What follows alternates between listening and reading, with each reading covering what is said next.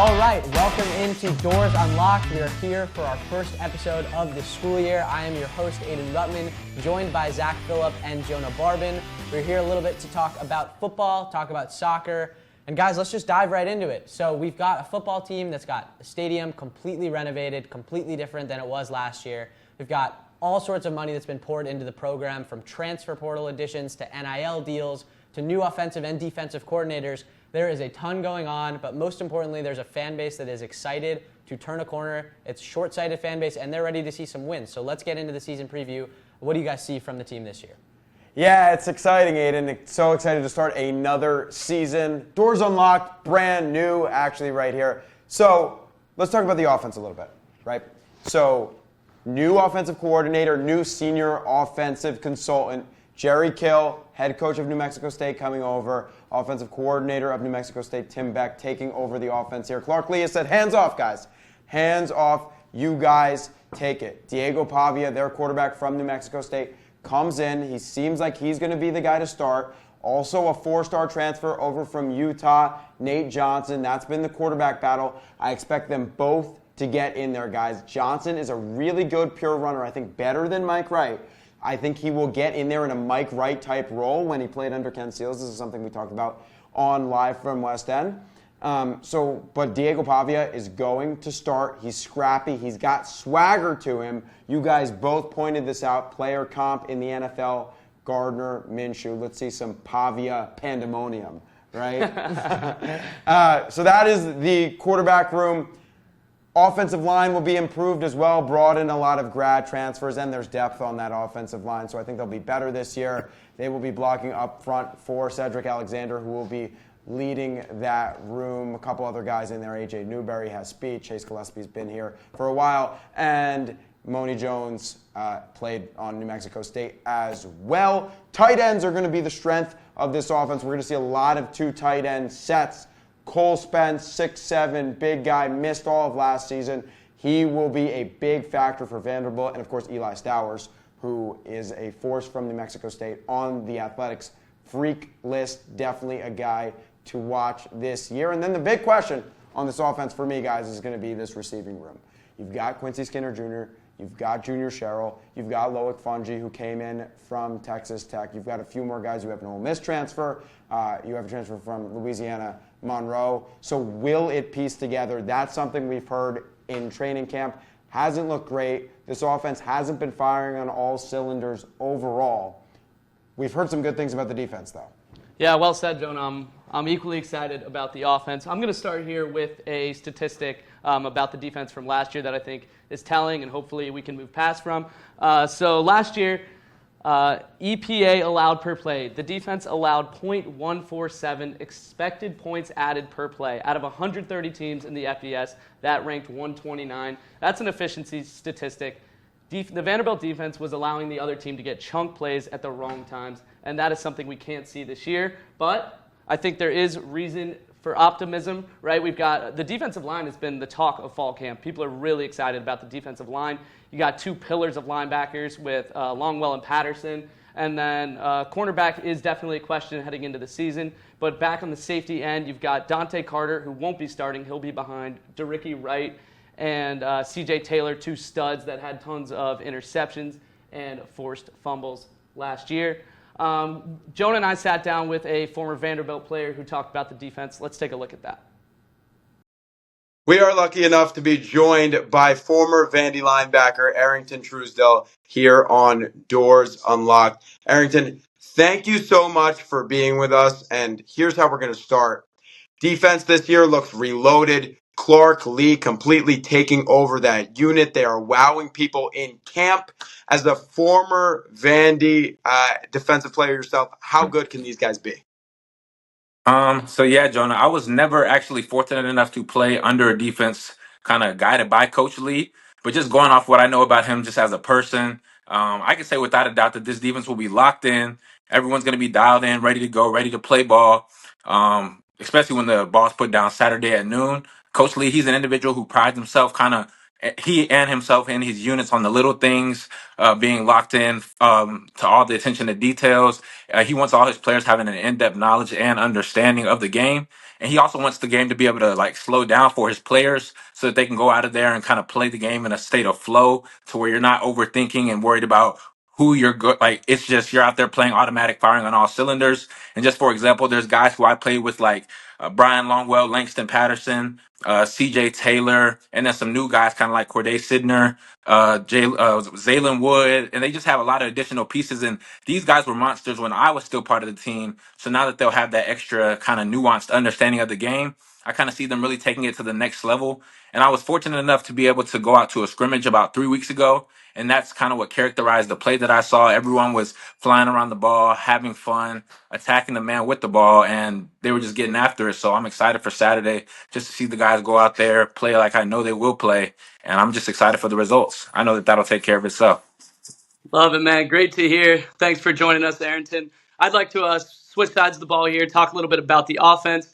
We got Tim Beck, Jerry Kill coming over from New Mexico State, and we assume Diego Pavia is going to be the starter. Talk to us about what you see in the New Mexico State offense that's coming over here and what Diego Pavia can do from the quarterback position. So ironically enough, I was just scrolling on Instagram before I got on here, and I just saw that they released the official depth chart, and they did have Diego Pavia listed as the one with Nate Johnson as the backup.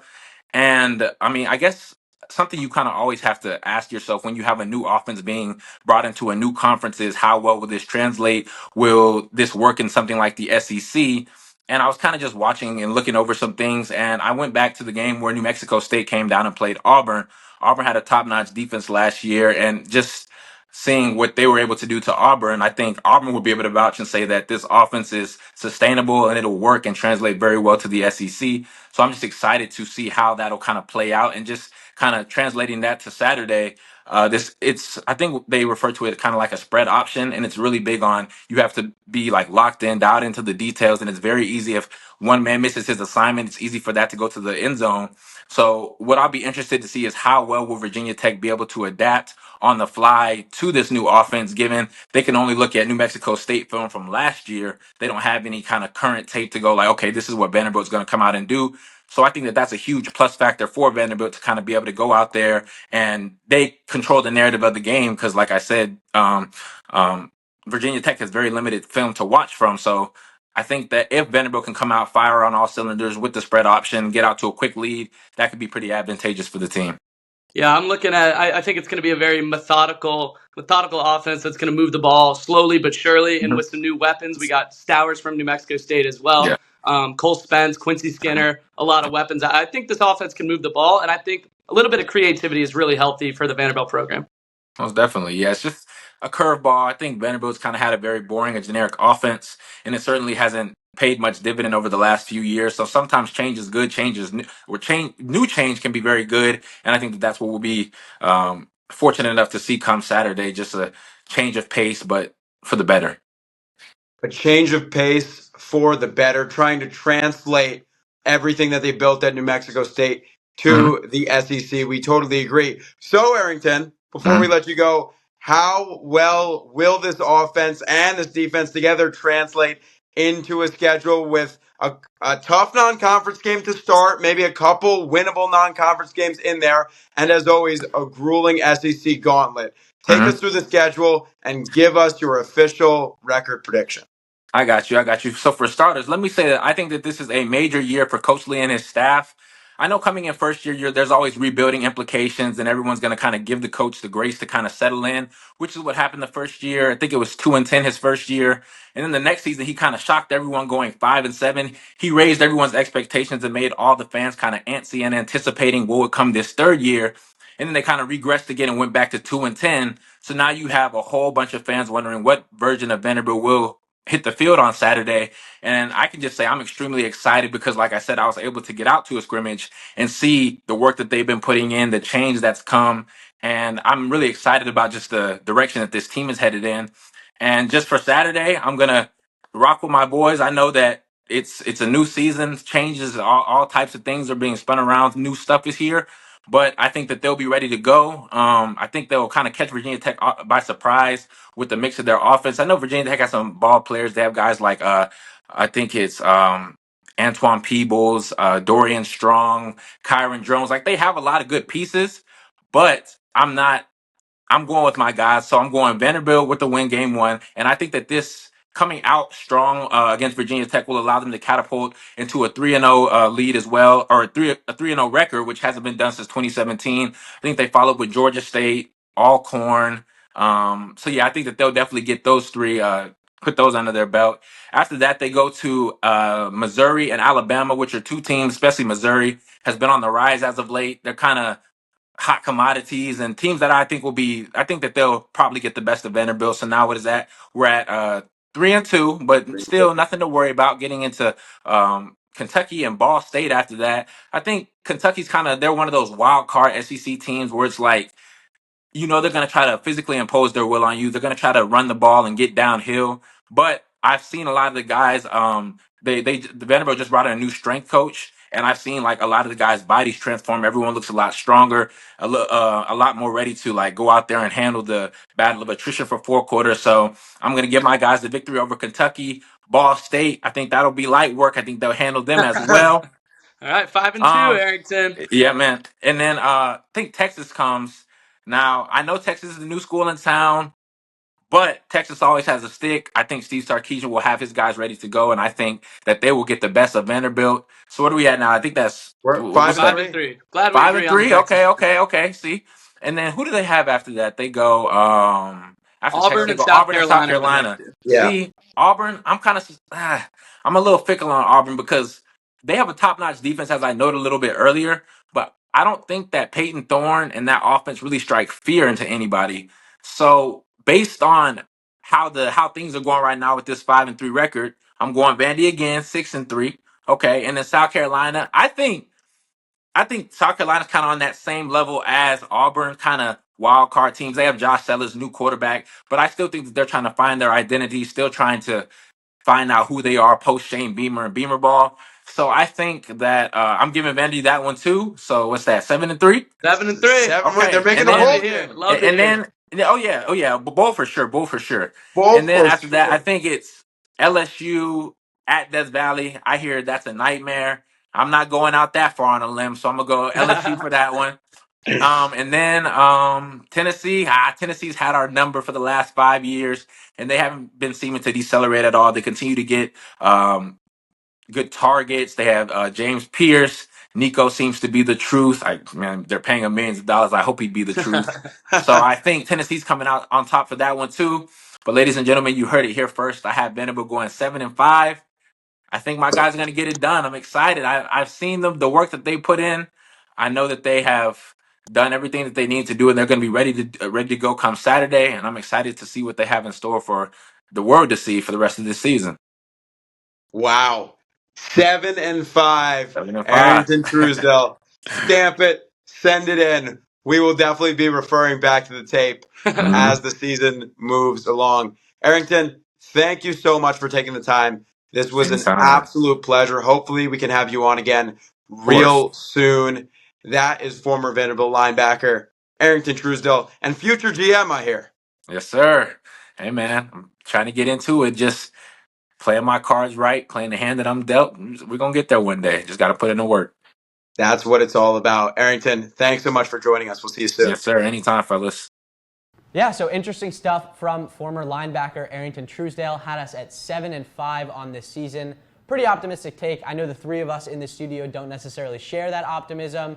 We have kind of established this line of 3.5 wins. Zach and Jonah are going to get into kind of their thoughts on it. But looking at that optimistic take, Zach, what do you have for us?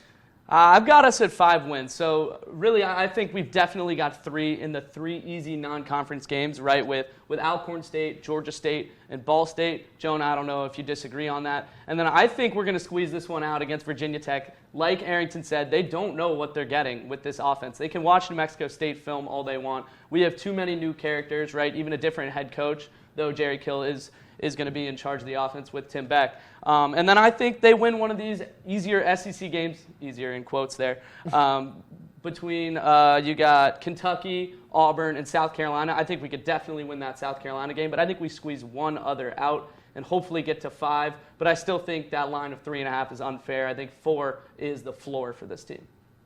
Yeah, no, so if our studio is setting the over-under at 3.5, I am going to take the under. Aiden and I have talked about this a lot. I've just seen too many iterations of this Vanderbilt team. There was a great tweet out there that we're going to show right here. We're going to show it somewhere. But every time thinking Vandy's going to make the bowl game, you forget, you fall in love with this team all over again. Couldn't be more accurate. I think that's definitely the state that Zach's falling into, maybe Arrington a little as well. I like the optimism, I do, and I think we're going to get those 3 non-conference games. Alcorn, Georgia State, Ball State. Sorry, you're losing to Vanderbilt this year. I think Virginia Tech is going to be a great team. I think they're a dark horse to win the ACC this year. I think Kyron Drones, he could be up there in the Heisman conversation. He's been getting some hype, right? They're a strong team. They brought in some good transfers, returned 25 of the 29 guys who played 300-plus snaps for them last year. They are experienced. They are well-coached. I think Virginia Tech is going to get the best of us next week, or rather this week.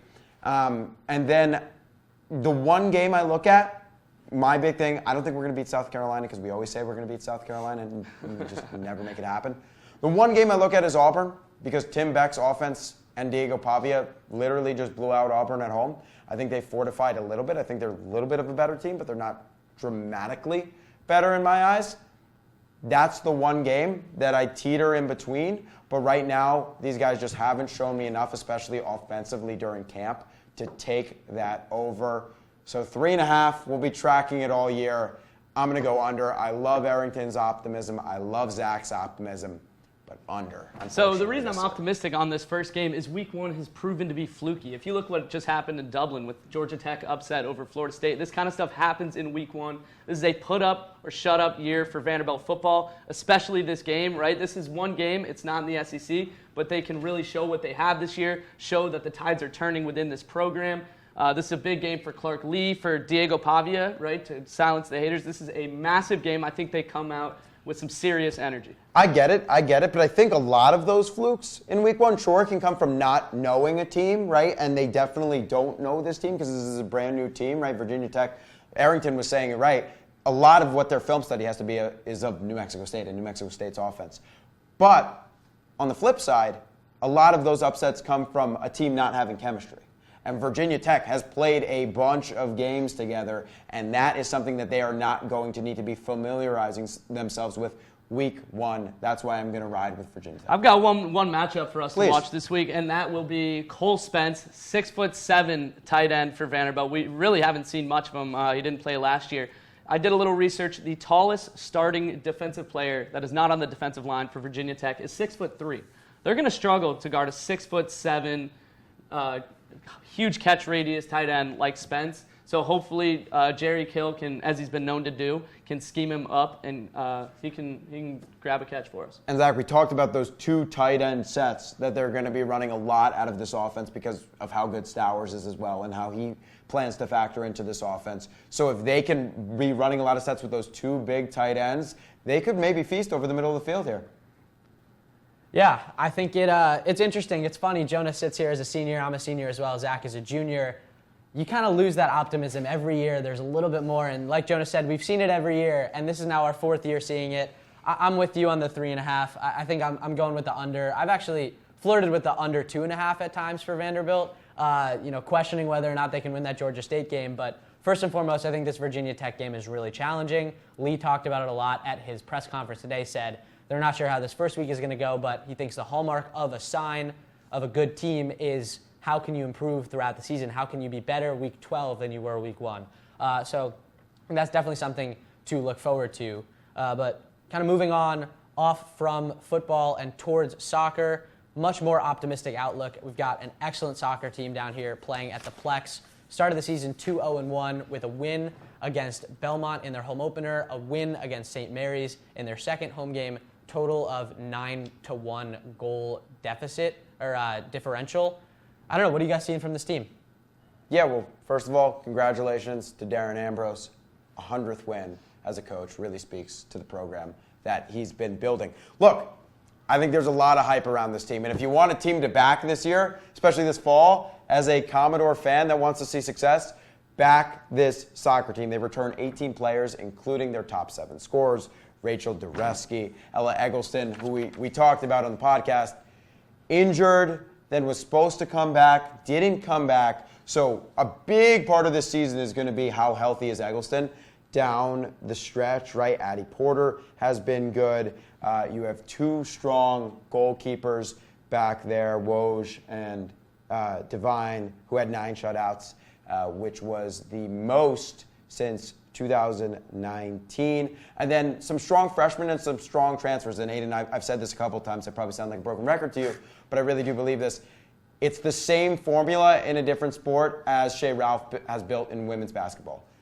Winning culture, a lot of consistency up front with the coaching, and then retaining your key veterans and then bringing in an influx of excited freshmen and transfers. I think they will be back in the SEC tournament after just missing it at 8-5-5 last year. Yeah, you hit the nail on the head there. I mean, I want to zoom out here and look at the program Darren Ambrose is really building here.